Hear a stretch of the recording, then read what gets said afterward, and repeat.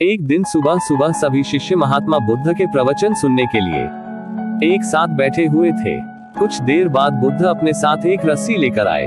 महात्मा बुद्ध के हाथ में रस्सी देखकर सभी शिष्यों को हैरानी हुई। बुद्ध अपने आसन पर बैठे और उन्होंने रस्सी में एक के बाद एक 3 गांठ बांध दी। इसके बाद उन्होंने शिष्यों से पूछा कि क्या ये वही रस्सी है जो गांठ बांधने से पहले थी।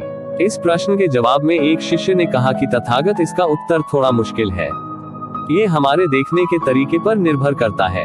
एक तरह से तो रस्सी वही है, इसमें कोई बदलाव नहीं है।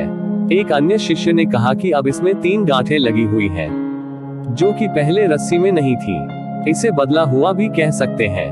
कुछ शिष्यों ने कहा कि वास्तव में मूल रूप से रस्सी वही है, लेकिन बदली हुई दिख रही है, लेकिन इसका मूल स्वरूप बदला नहीं है।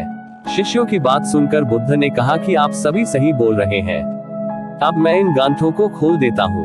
ये बोलकर बुद्ध रस्सी के दोनों सिरों को खींचने लगे। बुद्ध ने पूछा कि क्या इस प्रकार रस्सी की गांठें खुल जाएंगी।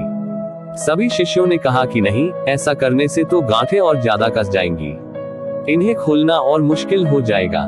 बुद्ध ने कहा कि ठीक है, अब एक अंतिम प्रश्न, इन गांठों को खोलने के लिए हमें क्या करना होगा। शिष्यों ने कहा कि हमें इन गांठों को ध्यान से देखना होगा, जिससे हम जान सके कि इन्हें कैसे लगाया गया है। इसके बाद हम गांठें आसानी से खोल सकते हैं। बुद्ध इस जवाब से संतुष्ट हो गए और उन्होंने कहा कि ये सही बात है।